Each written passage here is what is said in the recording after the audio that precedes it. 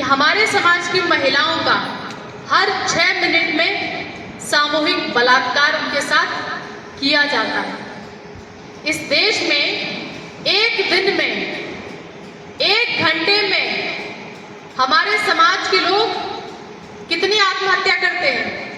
1 घंटे में 18 से 19 लोग हमारे आत्महत्या हर रोज करते हैं। 1 घंटे की बात कर रही हूँ और 24 घंटे होते हैं दिन में। कितने लोग आत्महत्या कर रहे हैं? लगभग 300 से 400 के बीच में हमारे लोग आत्महत्या अपने जीवन को अपने हाथों से खत्म कर रहे हैं। 7,000 से ज्यादा इस देश में हमारे लोग हर रोज भूख से मर जाते हैं। और जो घटना इंदौर की आपको बताई सर ने कि एसटी समाज के हमारे लोग इतने बेबस, इतने लाचार हैं, इतने मजबूर हो गए हैं कि वो अपने बच्चों को, जो 5 साल के 7 साल के बेटा और बेटी हैं, उनको अपने हाथ से बेच दे रहे हैं। ये स्थिति हमारे समाज की है। ये इतनी दर्दनाक घटनाएं हैं और जो चीजें आज हो रही हैं, जिनको हम सुनते हैं, अखबारों में पढ़ते हैं, सोशल मीडिया पे स्क्रॉल करके देखते हैं, वीडियोस देखते हैं, लेकिन हमारे समाज के लोगों पर कोई असर नहीं होता है, कोई उनकी प्रतिक्रिया नहीं होती है, सुनते हैं बस।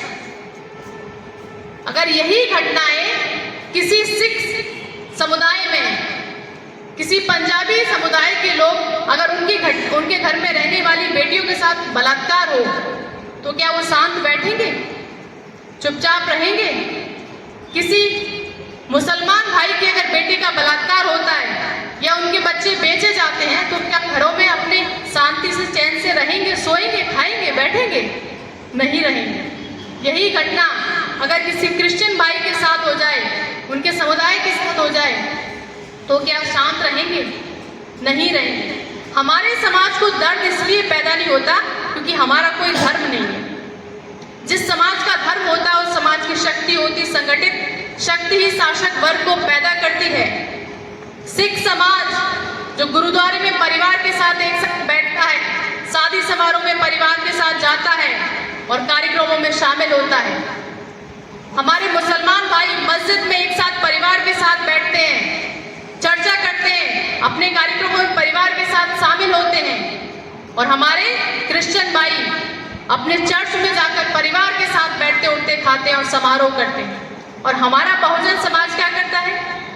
कभी एक साथ बैठता है, कभी एक साथ खाता है, कभी एक साथ शादी समारोह में शामिल होता है? नहीं होता, क्योंकि उस समाज को अपना इतिहास नहीं पता।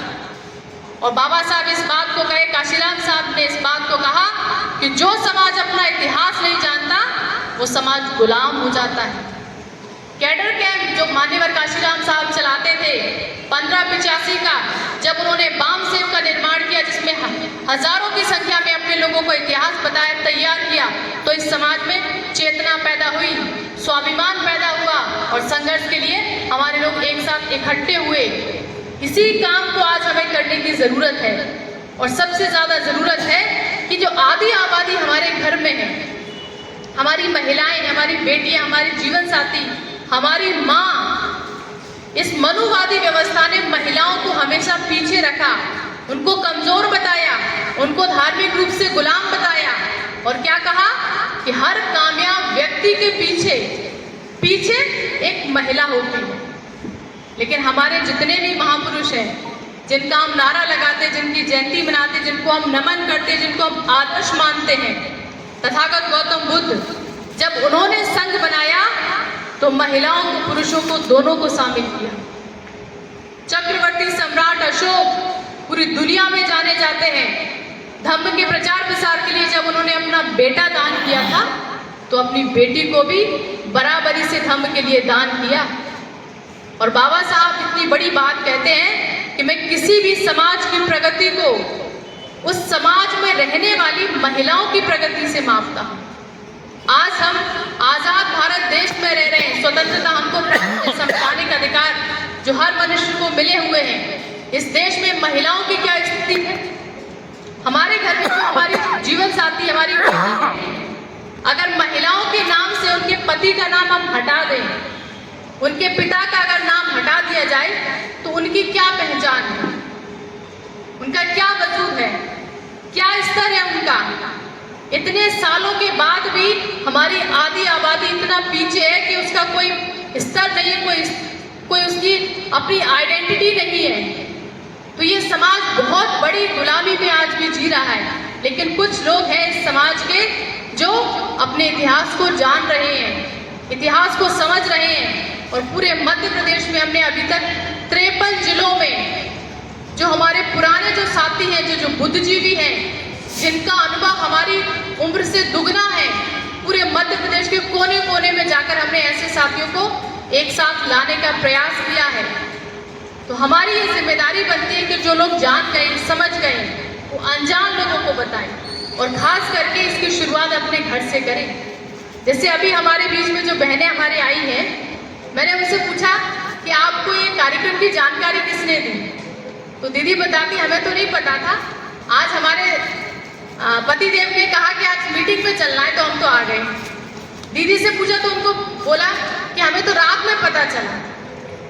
तो हमारे घर की जो महिलाएं हैं, अगर इनको 2 दिन 4 दिन पहले मीटिंग के बारे में पता चल जाएगा कि वहाँ कार्यक्रम होने वाला है, तो आस पड़ोस में जितने इनके संपर्क में बेटियां हैं, महिलाएं, चर्चा करेंगी ना, बताएंगी ना।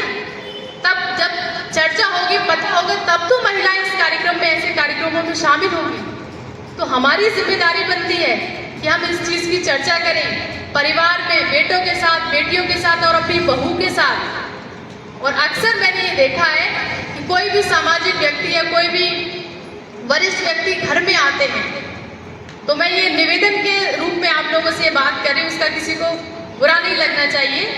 अक्सर मैंने ये देखा है, मैं भी कई घरों में जाती हूँ, तो कोई सामाजिक व्यक्ति या कोई वरिष्ठ व्यक्ति आया और खास करके उसके साथ में कोई महिला है, तो अपनी घर की महिलाओं को अपने घर की बैठक में नहीं बुलाते हैं, एक साथ नहीं बिठाते हैं। क्या करते हैं? अंदर चली जाओ, अंदर जाके उनसे मिल लेना, चर्चा कर लेना। हम अपने घर में अपने परिवार के लोगों को एक साथ नहीं बिठा पा रहे हैं, तो समानता का जो हमें, जिसके लिए हम संघर्ष कर रहे हैं, क्या हम उसको प्राप्त कर पाएंगे? हमें इसकी शुरुआत अपने घर से करनी होगी। और जिन महिलाओं के लिए इस देश की जो षड्यंत्रकारी व्यवस्था, उसने कहा कि हर कामयाब व्यक्ति के पीछे एक महिला होती है। नहीं, अगर व्यक्ति कामयाब है तो अपनी महिला को कभी पीछे नहीं रखता, बराबरी में सम्मान के साथ अधिकार देता है, हक देता है और अवसर देता है। इसका मैं जीता जाता उदाहरण हूँ। 2018 में पहली बार मैंने सावित्रीबाई फुले जी का नाम सुना था और वो मुझे आदरणीय डॉक्टर पुष्पेंद्र सर ने बताया। जब इतिहास को पढ़ा जाना और अपने महापुरुषों के संघर्ष को समझा, तो इस बात का एहसास हुआ कि हम एक सामाजिक प्राणी हैं और महिलाएं भी सामाजिक प्राणी हैं। तो महिलाओं की समाज में आज स्थिति क्या है? सामाजिक कार्यक्रमों में, बैठकों में, सभाओं में कितनी महिलाएं जाती हैं? ना के बराबर। और नहीं जा रही, इसका कारण क्या है? क्योंकि समाज में पर्याप्त उदाहरण नहीं है। समाज वो नहीं करता जो हम कह रहे हैं, समाज वो करता है जो हमें करते हुए देखता है। मध्य प्रदेश में कोने कोने में जाकर जो हमने कार्यक्रम किए, 40 नहीं बल्कि 30 से 40% हमारे कार्यक्रमों में महिलाएं आती हैं। और क्यों आती हैं? क्योंकि हमने इसकी शुरुआत की। तो अगर आप अपने जीवन साथी को अपने साथ लाएंगे, तो आपका पड़ोसी भी लाएगा, आपका रिश्तेदार भी लाएगा। और सामाजिक हिस्सेदारी जब भी हमारी मजबूत होगी, जब हमारा परिवार हमारे साथ चलेगा। तो इस बात का आज संकल्प लें और इस बात के लिए कसम खाएं, उनको ये एहसास कराएं महिलाओं को कि महिलाएं अब आगे आए और बराबरी से साथ निभाएं। महिलाएं जिस दिन साथ आने लगेंगी, बराबरी से साथ निभाने लगेगी, ये मनुवादी व्यवस्था उसी दिन इसकी नींव हिलने लगेगी। और पाखंडवाद की नींव जो आज महिलाओं पर टिकी हुई है, अगर वो अपने इतिहास को जान गई, तो इस देश में बहुत बड़ी क्रांति होगी। और जिस धर्म के बारे में कहा जाता है महिलाएं धार्मिक होती, पाखंडी होती, अंधविश्वास में जकड़ी हुई होती हैं, लेकिन मैंने जब धम्म को जाना, तो धर्म ने जितने भी आडंबर, जितनी भी परंपराएं, जो भी प्रथाएं, जो भी जिस मनुवादी व्यवस्था ने महिलाओं के ऊपर थोपे हैं, उसको मैंने एक भी स्वीकार नहीं किया, बल्कि अपनी जूते की नोक पर रखकर ठोकर मारी और इस धम्म की व्यवस्था को अपनाया और उसी व्यवस्था के लिए अपना पूरा जीवन अपने जीवन साथी के साथ लगाया है।